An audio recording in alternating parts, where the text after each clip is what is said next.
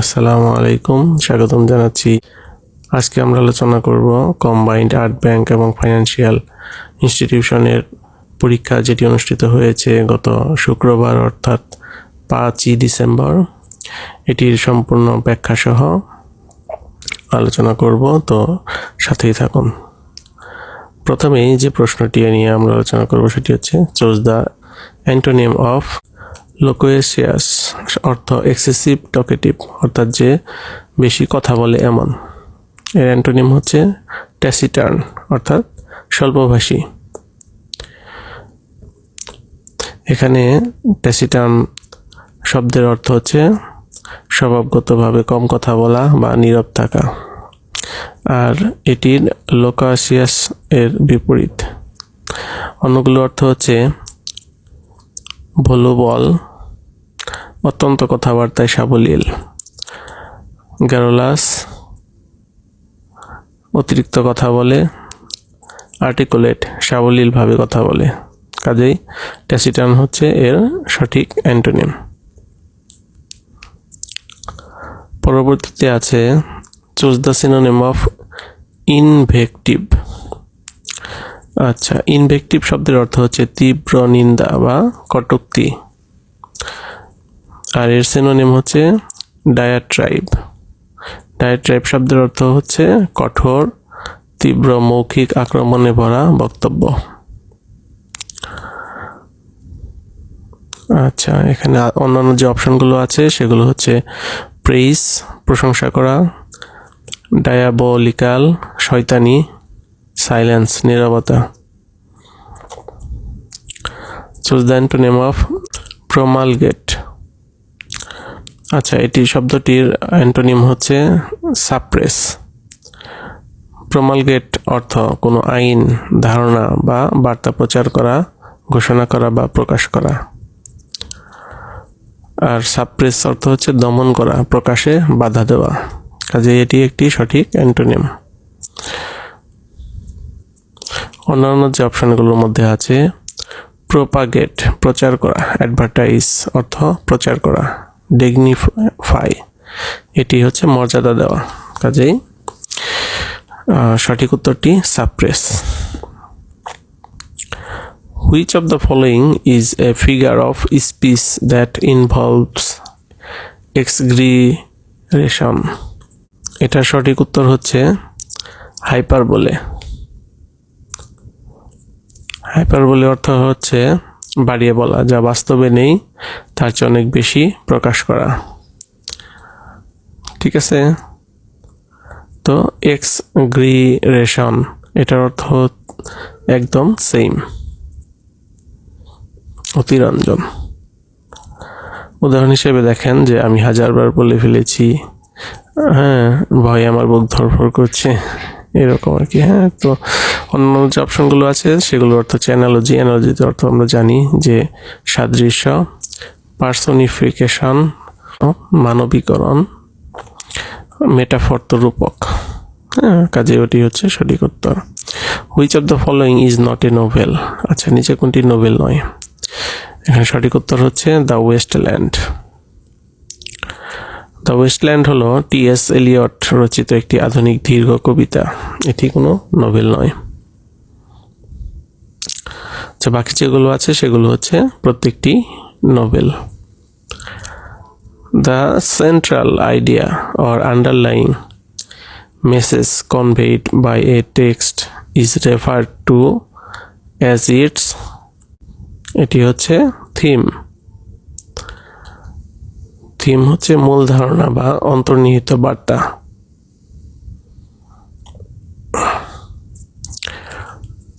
আচ্ছা, অন্যান্য যে অপশনগুলো আছে সেগুলো আমি দেখে নিচ্ছি, আপনারা এটা পড়ে নেবেন। আচ্ছা, এরপরে আছে which literary device is used when a part represents the whole? এটি যখন কোনো অংশে সমগ্রকে বোঝানো হয়। A part represents the whole, তখন সেই অলঙ্কারটি হলো সিনেকডি। আচ্ছা, এখানে সুন্দর একটি ব্যাখ্যা দেওয়া আছে, আপনারা একটু কষ্ট করে পড়ে নেবেন। ভিডিওটি অনেক লং হয়ে যায়, এই জন্য আমি আর ব্যাখ্যা করছি না।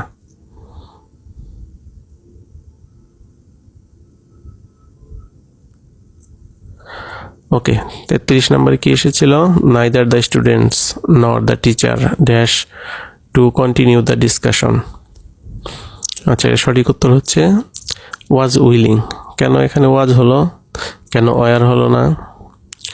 আচ্ছা, ব্যাখ্যাটি হচ্ছে যে যখন দুটি কর্তা বা সাবজেক্টকে নাইদার নর এটি দ্বারা প্রকাশ করা হয়, তখন এই যে ক্রিয়া বা ভার্বটি তার নিকটবর্তী কর্তাকে অনুসরণ করে। এটাই হচ্ছে একটা নিয়ম। সাবজেক্ট ভার্ব এগ্রিমেন্টের একটা রুলস হচ্ছে এই নাইদার বা নাইদার নর যখন থাকবে, তখন এই যে কাছাকাছি যেটা থাকবে সেটাকেই অনুসরণ করেই আমাদের ভার্ব বসাতে হবে, আগেটুকুকে অনুসরণ করা যাবে না। যেহেতু দ্য টিচার আছে সিঙ্গুলার, তাই আমাদের ভার্বটি হবে সিঙ্গুলার। ওয়াজ উইলিং হবে এখানে। আশা করি বুঝতে পেরেছেন। এখানে তারপরেও কিছু ব্যাখ্যা দেওয়া আছে, আপনারা একটু পড়ে নেবেন। আচ্ছা, 34 নম্বরে আছে the manager insist that every employee dash on time. আচ্ছা, এখানে সঠিক উত্তরটি হচ্ছে অ্যারাইভ। আচ্ছা, কেন এখানে অ্যারাইভ হলো, হ্যাঁ, অন্যান্যগুলো কেন হলো না সেটি আমরা জানি। যে এই বাক্যটি সাবজাংটিভ মুড এর একটি উদাহরণ। সাবজাংটিভ মুড, এটি একটি এমন একটি মানসিক অবস্থা বোঝায় যেখানে বক্তার প্রস্তাব মানে সাজেশন, অনুরোধ, রিকোয়েস্ট, আদেশ বা কমান্ড বা জেদ, তাগিদ অর্থাৎ ইনসিস্ট প্রকাশ পায়। আমরা মনে রাখবো যে এই যে শব্দগুলো এখানে দেয়া আছে, এই শব্দগুলো যদি থাকে তবে আমাদের যে ভার্ব থাকবে সেটি অবশ্যই বেস ফর্ম হবে, এর সাথে কোনো কিছু হবে না, আগে পরে কোনো কিছু হবে না। ঠিক আছে? আচ্ছা, এই যে এখানে সঠিক বাক্যটি হবে the manager insisted that every employee arrived on time. আচ্ছা, এরপরে আছে the proposal along with its attachments dash reviewed thoroughly। আচ্ছা, এটা সঠিক উত্তর কি? এটা সঠিক উত্তর হচ্ছে হ্যাজ বিন। আচ্ছা, কেন হ্যাজ বিন হলো? এখানে যে দ্য প্রপোজাল এটাই হচ্ছে সাবজেক্ট, এবং এরপরে কমা দিয়ে যে অ্যালং উইথ দিয়ে যাই থাকুক না কেন সেটি আর আমরা সাবজেক্ট হিসেবে বা অন্য কোনো কিছু হিসেবে ধরবো না। সেক্ষেত্রে আমরা এই যে এটার আগে যে আছে অংশটি সাবজেক্ট আছে সেটি অনুযায়ী আমাদের ভার্ব বসাতে হবে। ঠিক আছে? এই জন্যই হ্যাজ বিন হয়েছে। দেখেন, এখানে ব্যাখ্যা দেওয়া আছে যে এই বাক্যটি সাবজেক্ট ভার্ব এগ্রিমেন্ট এর নিয়ম মেনে চলে। এখানে মূল কর্তা সাবজেক্ট কোনটি তা বুঝতে হবে। আচ্ছা, মূল কর্তা ট্রু সাবজেক্ট, বাক্যটি মূল কর্তা হলো দ্য প্রপোজাল, আমি একটু আগে যে বললাম। ঠিক আছে? সেটি তো যে এই যে আমাদের যে এই নিয়মটি মনে রাখতে হবে যে along with, as well as, in addition to, এগুলো যদি থাকে তবে এগুলোর সাথে যে ওয়ার্ডগুলোই বা থাকুক না কেন সেগুলো আমরা কাউন্ট করব না। এর আগে যে সাবজেক্টটা থাকবে সেই সাবজেক্ট অনুযায়ী আমরা ভার্ব বসাবো। যেহেতু এখানে দ্য প্রপোজাল ছিল, এটি একবচন, তাই ক্রিয়াও হবে একবচন। ঠিক আছে? এই জন্য হ্যাজ বিন হয়েছে। আচ্ছা, 36 নম্বরে sorry but I have not dash fixing the tap yet.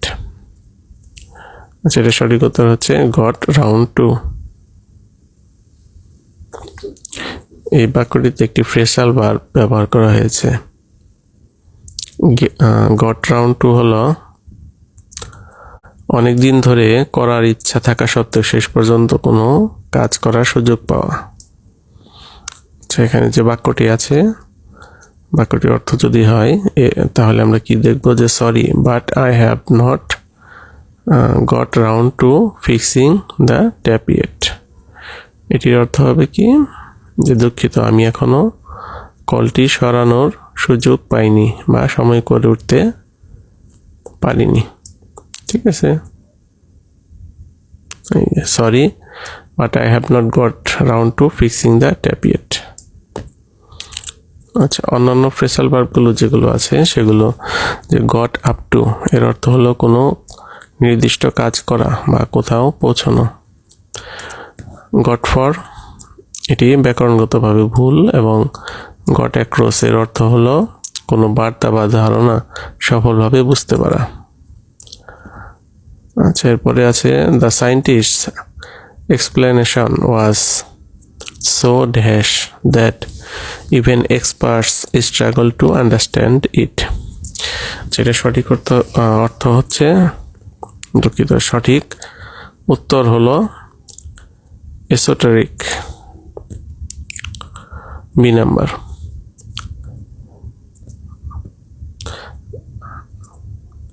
আচ্ছা, এই বাক্যটির অর্থ সম্পূর্ণ করতে এমন একটি শব্দ প্রয়োজন যা বক্তার ব্যাখ্যাটি বোঝা কঠিন ছিল, এই ধারণাকে প্রকাশ করে। এসোটেরিক শব্দের অর্থ হলো only understand by a small number of people with specialised knowledge or interest, অর্থাৎ অল্প সংখ্যক বিশেষজ্ঞ ছাড়া কারো পক্ষে বোঝা সম্ভব নয় এমন। বাংলায়কে দুর্বোধ্য বা গূঢ় বলা যায়।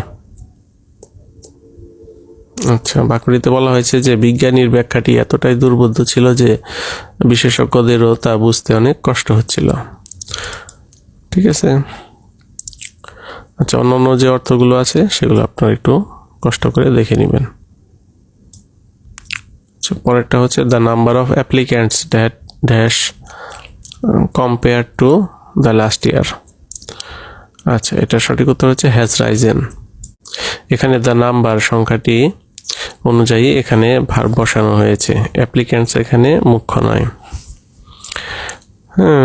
এই জন্যই এই যে দ্য নাম্বার হলো প্রধান কর্তা এবং এটি সর্বদা একবচন বা সিঙ্গুলার হিসেবে গণ্য হয়, তাই এটি ক্রিয়াও হবে একবচন। অর্থাৎ দেখেন যে দ্য নাম্বার অফ অ্যাপ্লিক্যান্টসদের সংখ্যা, এখানে এই সংখ্যাকেই সাবজেক্ট হিসেবে মূল ধরা হয়েছে, এই জন্য এটি যেহেতু নাম্বার সিঙ্গুলার এই জন্য এখানে সিঙ্গুলার ভার্ব বসানো হয়েছে। আচ্ছা, এখানে ভার্ব নির্বাচনের ক্ষেত্রে রাইস অর্থ হচ্ছে ওঠা বা বৃদ্ধি পাওয়া, ইনট্রানজিটিভ ভার্ব, যার অর্থ স্বয়ংক্রিয়ভাবে বেড়ে যাওয়া। আর এটা তিনটি রূপ রয়েছে, এই যে তিনটি রূপ। আর রেইস অর্থ হচ্ছে উত্থাপন করা, এটি হচ্ছে ট্রানজিটিভ ভার্ব বা সকর্মক ক্রিয়া, যার অর্থ হচ্ছে কোনো কিছুকে বাড়ানো বা ওঠানো। এই জন্য মূলত রাইজেন হয়েছে।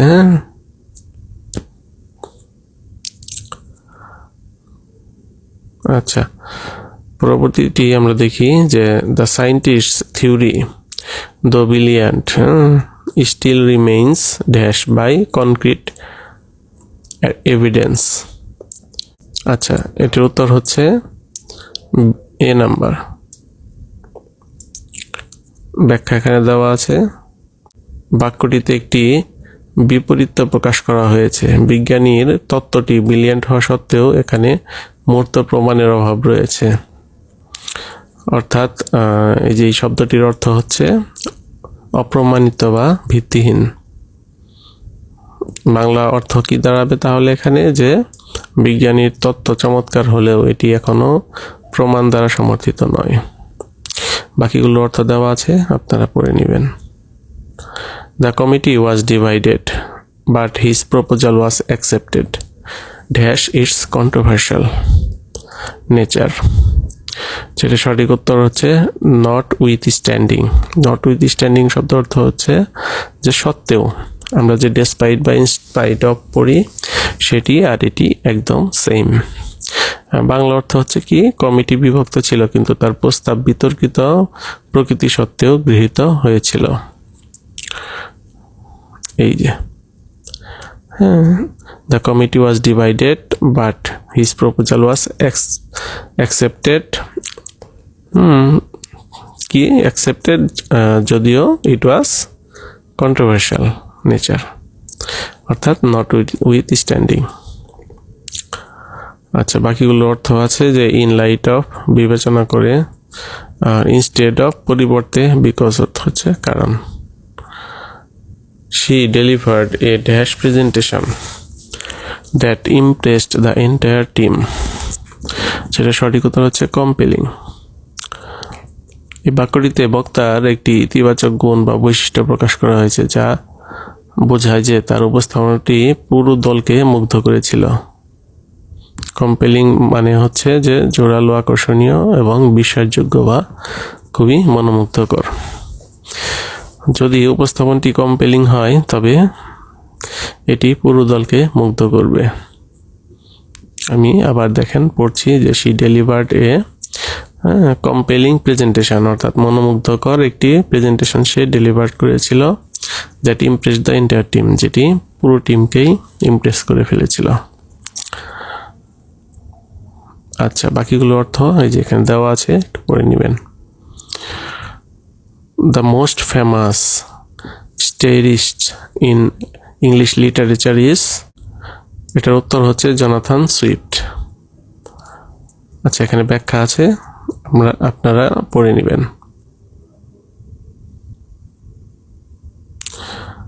Two throw in the towel, এর অর্থ কি? এর অর্থ হচ্ছে টু গিভ আপ, ছেড়ে দেওয়া বা হাল ছেড়ে দেওয়া। ঠিক আছে, এরপরে হচ্ছে if something is in a state of flux, এর মানে কি? এর মানে হচ্ছে কনস্ট্যান্টলি চেঞ্জিং, ক্রমাগত পরিবর্তন হচ্ছে, সেটি হচ্ছে if something is in a state of flux. যে কোনো কিছু ধারাবাহিকভাবে দ্রুত ও অনিশ্চিতভাবে পরিবর্তিত হচ্ছে, এটি হচ্ছে in a state of flux. Raise the bar means, এটি সঠিক উত্তর হলো সেট হায়ার স্ট্যান্ডার্ডস, উচ্চতর মানদণ্ড স্থাপন করা। এখানে ব্যাখ্যা আছে, আপনারা পড়ে নিতে পারেন। কাটিং কর্নার্স, কাটিং কর্নার্সের এখানে সঠিক উত্তরটি হলো ডুইং ইনকমপ্লিটলি, কাজটি অসম্পূর্ণভাবে করা বা তাড়াহুড়ো করে করে সেটির মান কমিয়ে ফেলা, এটি হচ্ছে কাটিং কর্নার্স। এই যে এখানে ব্যাখ্যা আছে, আপনারা বিস্তারিত জানার জন্য পড়ে নেবেন। In which play does the famous line to be or not to be appear, সেটিতে আমরা সবাই জানি যে হ্যামলেট, হ্যামলেট এটি লেখা ছিল। এই যে এই উক্তিটি উইলিয়াম শেক্সপিয়ারের হ্যামলেট থেকে, নাটকের তৃতীয় অঙ্ক প্রথম দৃশ্য, এটি থেকে নেওয়া হয়েছে। আচ্ছা, এরপরে হচ্ছে the warning of the authority falls on deaf ears. Here warning functions as, ওয়ার্নিংটা কি? ওয়ার্নিং, ওয়ার্নিং হচ্ছে নাউন। এই যে ওয়ার্নিং হচ্ছে একটা নাউন। কেন নাউন হলো? বাক্যে ওয়ার্নিং একটি বিশেষ্য বা নাউন হিসেবে কাজ করেছে। দ্য ওয়ার্নিং বাক্যের সাবজেক্ট হিসেবে কাজ করেছে। আর্টিকেল দিয়ে নির্দেশিত হয়েছে, এটি একটি নির্দিষ্ট নাউন। আর এরপরে হচ্ছে one who talks while asleep is called, আচ্ছা, যে ঘুমের মধ্যে কথা বলে সে হচ্ছে কি? সমনিলোকুইস্ট। এই যে এখানে বিস্তারিত ব্যাখ্যা দেওয়া আছে, পড়ে নেবেন, আর বাকিগুলোর অর্থ দেওয়া আছে, পড়ে নেবেন। আচ্ছা, সর্বশেষ 50 number. In which literary group was Virginia Woolf a key figure, এটি সঠিক উত্তর হলো ব্লুমসবেরি গ্রুপ। এই যে এখানে খুব সুন্দর করে ব্যাখ্যা দেওয়া আছে, আপনারা বিস্তারিত জেনে নেবেন। তো ধন্যবাদ আমাদের সাথে থাকার জন্য। এরকম আরও সুন্দর সুন্দর বিস্তারিত ব্যাখ্যা সহ যদি সলভগুলো জানতে চান এবং ইংরেজি ব্যাখ্যা জানতে চান, তাহলে আমাদের সাথে থাকুন, সাবস্ক্রাইব করুন এবং বেল আইকনটি বাজিয়ে দিন।